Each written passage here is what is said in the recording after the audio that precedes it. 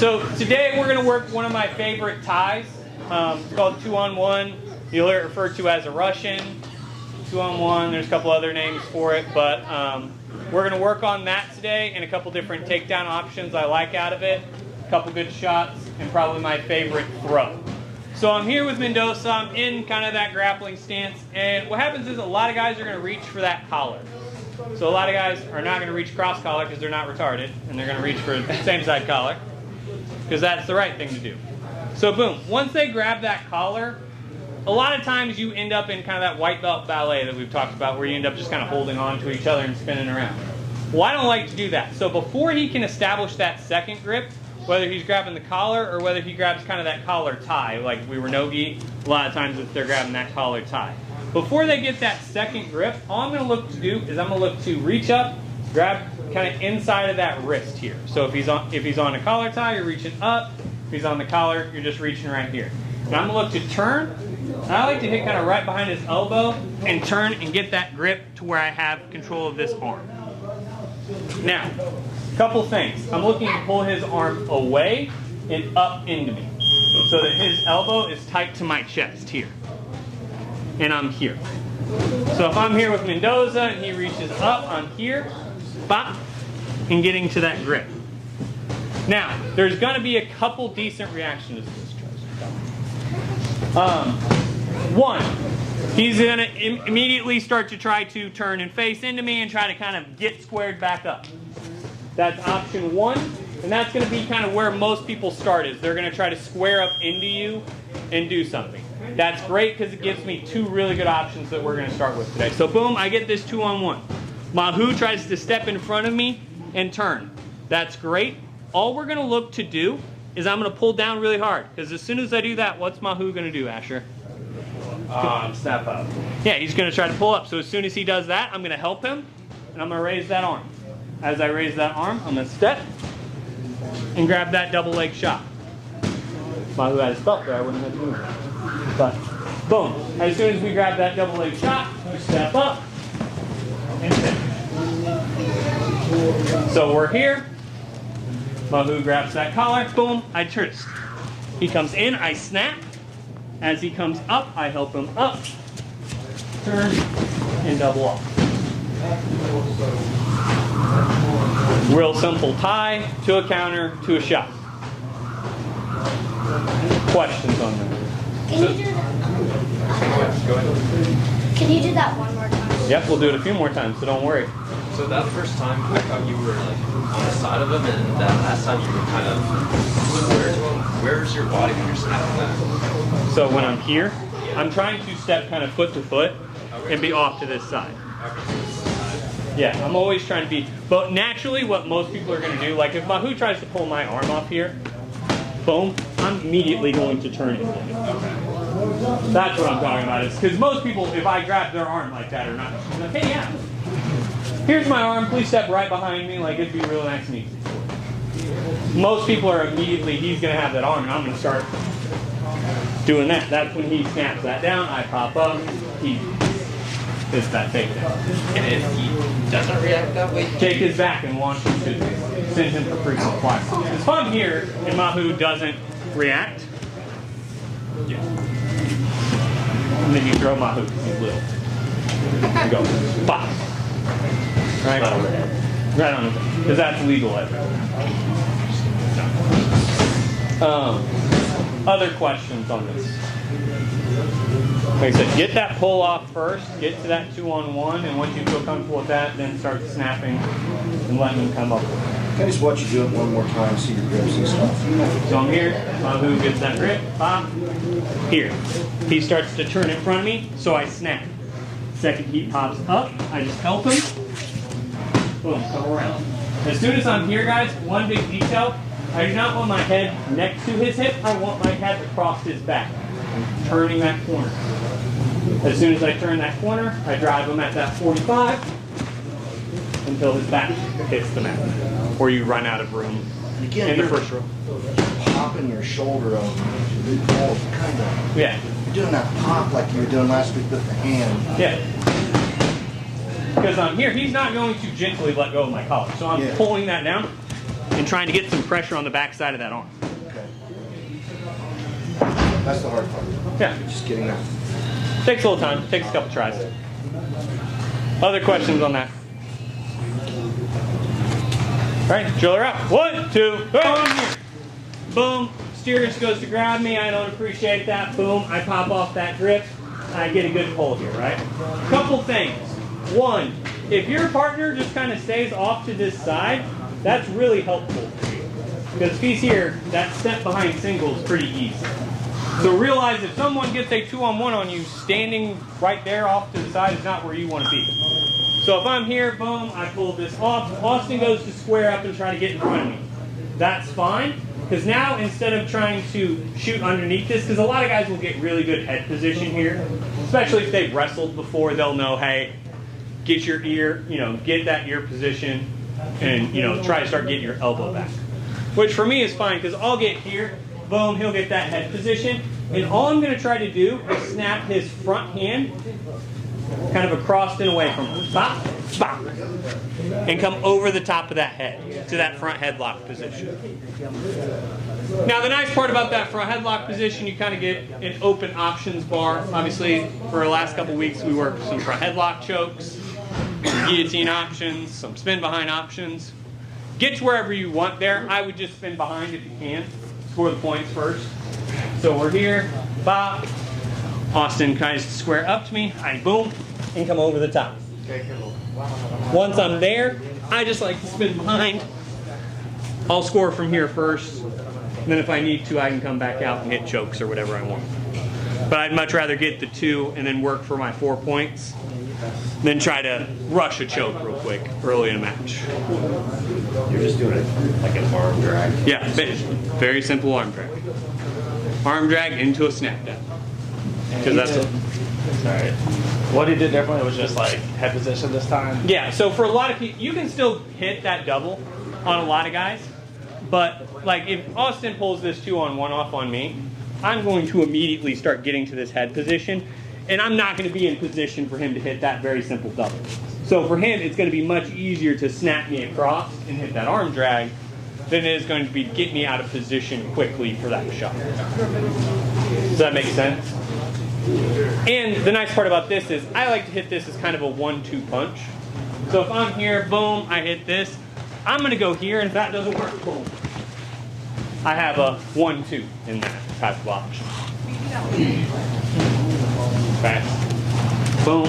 I'm here. I go bop. It goes turn in. I can come right back into that shot. You're just changing your angle. Yeah. Literally just change the angle if I want to come back. So that's the nice part. Still work getting that snap down, because for a lot of guys, they'll overcommit and they'll kind of end up extended out like this, which makes that snap down super easy. Other questions on this one?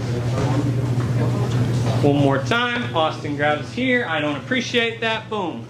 He starts to get that head position and square up to me. That's fine. Pop. Here. Once you're there, choke, choke, spin behind, whatever makes the most sense for you in your game. All right? 1, 2, 3. Mr. Steers goes to grab my collar. I'm like, hey, sir, I don't appreciate that, right? So we're here. Now, Austin's going to start to turn into me really hard because he wants to get back into kind of that square where it's really hard for me to have a good grip on this. All we're going to do is I'm just not going to fight him on this. Because sometimes fighting people where they're trying to be strong just doesn't work out. So you wrist lock off them. No, so I'm here. He starts to turn into me really hard. That's fine. All I'm going to do is pull on this elbow, let go of the wrist, and I'm going to swing behind to that single leg. Now, one of 2 things is going to happen. Austin's either going to fall down, which is great, I will always take, or if he stands up, boom, I go here, he turns in, boom, you're going to come up with that single leg. You come up with the single leg, variety of finishing options. You can trip them forwards or backwards, forwards, set them down, drive across, hit your favorite finish from there. But all you're looking to do is, because he's going to be trying to turn that way. So you're just following him that way. So he starts to turn, spot, you turn and follow him that way. Pick up that single leg, finish at your own choices. If you're not sure of what to hit, put his foot in your armpit and trip him backwards. You do it, I'll do it. Bounce you off the back of your neck next time. All right? So sometimes you'll get this where you're just in really good position. He goes to turn here, and you'll catch that. Looking for a position in the net. 9 times out of 10, you're just going to get the single. But every once in a while, you can hit that as like an outside jump.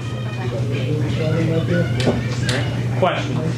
Are you pulling down on the trapped arm? Yes. Because what I'm wanting is kind of similar to that double is. I'm pulling that down as I swing around. See that pull? And then that gives me the off balance I need to pick him up. That's also what causes him to Yeah, it can cause him to just topple over if he's not ready for it. And then sometimes you get, he doesn't want to fall, so you bounce him off the back of his head.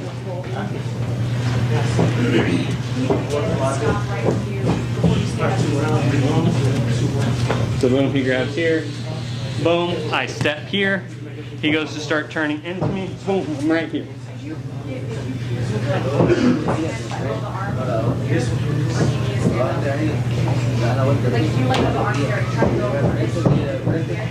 Yeah, you're going to need to stand up either way. Now, can you drive across double there? Yes. I wouldn't, but I would pick up that. Because you're going to be in bad head position to finish. So as I come here and I let go of this arm,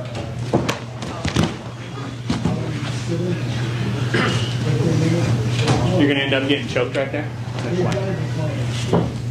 Once you have a single leg, if you're facing an opponent that's much taller, Yeah. I feel like they're going to have me covered on that. Oh no, I love guys with lots of legs. I'm Jack here.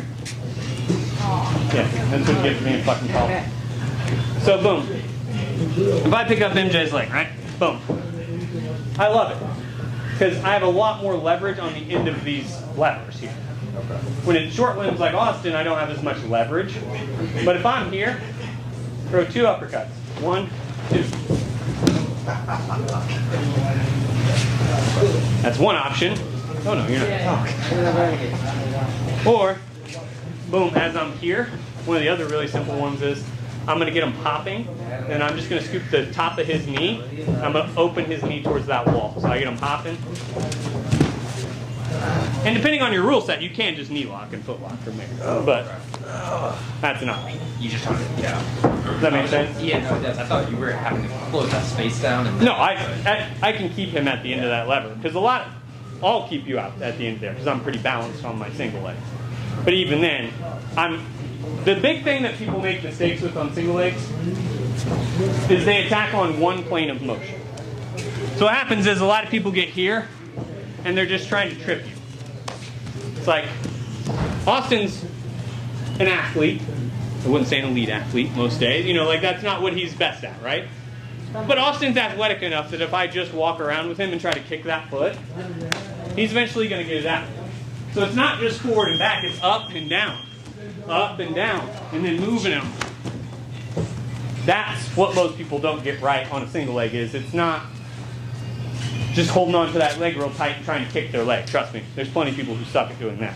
It's moving him forward, back, around, up, and down all at the same time. Does that make sense? Yep. Other questions, comments, concerns? Ready? 1, 2, 3. I'm going to work one of 3 throws I actually use. I've used this throw all the way from white belt to black belt, so it's very effective. You just have to be able to commit to it, right? So he grabs my collar. I don't like that, right? Boom, I come here.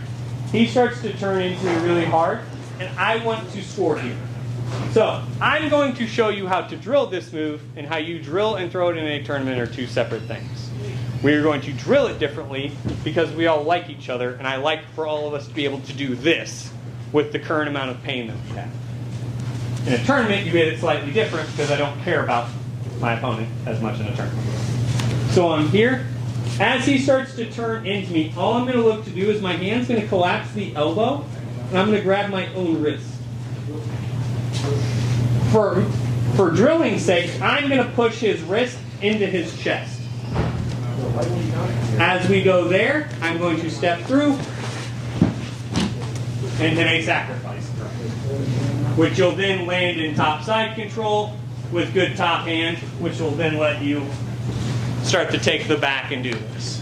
Now, in a tournament, you don't put it in his chest. You actually try to standing Kimura him, because he either rolls or breaks his own shoulder. But we're not going to do that to our friends. So I'm here, he grabs here, boom, I come here. I push in, I step, throw, follow it through. It's going to feel awkward the first dozen times you do this, but you have to commit and roll through.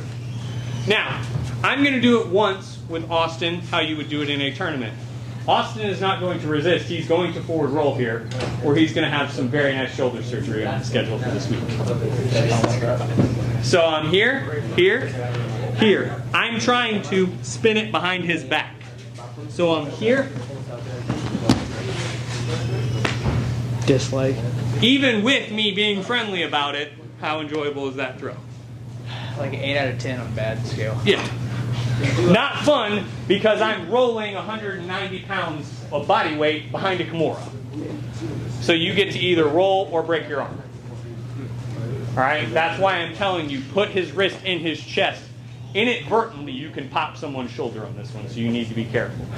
Alright? How do you get their arm behind their back? Like, By rolling. So I'm here. I'm just shoving it. Like, it's right there. Like, if I'm here and I roll, wow, it's already behind him. What are we doing differently to be friendly here? Putting the wrist right in his chest.